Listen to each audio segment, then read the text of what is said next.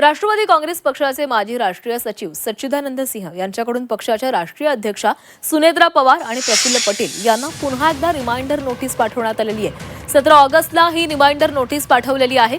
यापूर्वी 9 जुलै 2026ला सच्चिदानंद सिंह यांच्याकडून नोटीस पाठवत सुनेत्रा पवार यांची 26 फेब्रुवारी 2026ला झालेल्या अध्यक्षपदाच्या निवडीबाबत आक्षेप घेण्यात आले होते। नोटीसीमध्ये 26 फेब्रुवारीची निवडणूक घटनाबाह्य आहे। या प्रक्रियेसाठी निवडणूक प्राधिकरण नव्हते, तसंच सच्चिदानंद आणि इतर राष्ट्रीय प्रतिनिधींना नामांकन भरणं, निवडणूक लढवणं किंवा मतदान करण्याची संधी देण्यात आली नसल्याचा उल्लेख करण्यात आलेला आहे। आणि आता सच्चिदानंद सिंह यांनी पुन्हा एक रिमाइंडर नोटीस पाठवलेली आहे।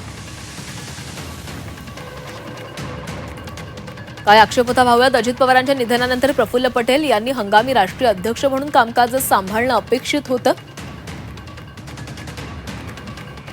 मात्र बृजमोहन श्रीवास्तव यांनी अधिकार नसताना अधिवेशन बोलावून अध्यक्षपदाच्या निवडणुकीची प्रक्रिया सुरू केली।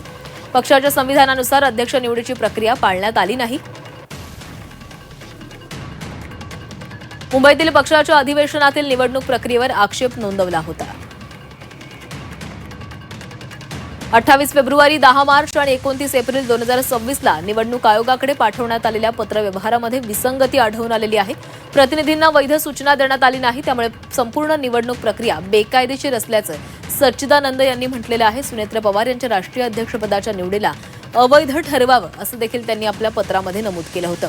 पक्षाच्या संविधानानुसार नव्याने स्वतंत्र निवडणूक प्राधिकरण स्थापन करून मुक्त आणि निष्पक्ष निवडणूक घेण्यात यावी।